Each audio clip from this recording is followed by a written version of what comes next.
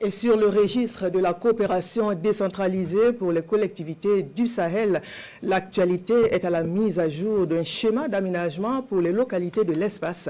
Dans le processus, les acteurs y dédiés sont à l'étape du diagnostic. Au cours d'un atelier tenu à Ouagadougou, la cellule de coopération a aussi passé en revue le bilan des actions déjà menées dans le dossier et validé les points portant mise en œuvre. Les précisions dans ce reportage de Siedilarienne, Jérôme Tendanou.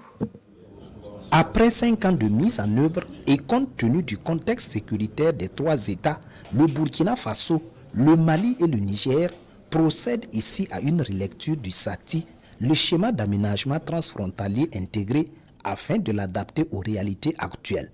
Cet atelier sert de tribune de bilan à la fois opérationnel et stratégique de la mise en œuvre du SATI sur le premier cycle allant de 2018 à 2024. Nous avons quand même bénéficié de beaucoup de projets structurants au niveau de nos communes.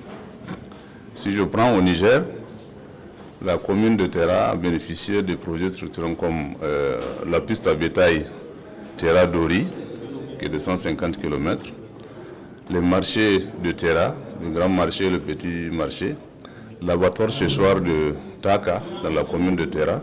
Au niveau de Dori, nous avons d'abord le siège de la C3 Sahel, c'est à Dori.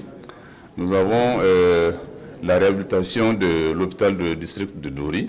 Au niveau du Mali, nous avons la construction de magasins de stockage d'aliments bétail.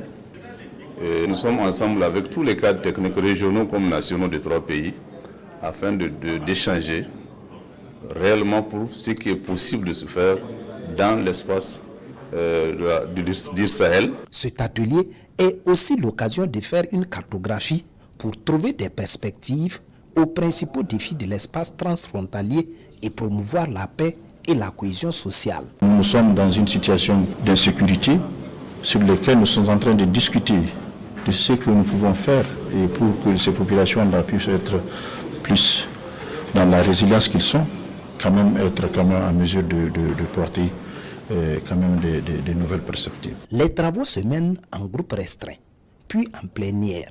Des suggestions et recommandations spécifiques sont attendues afin d'enrichir et surtout de développer une nouvelle stratégie de mise en œuvre du schéma d'aménagement transfrontalier intégré du Sahel.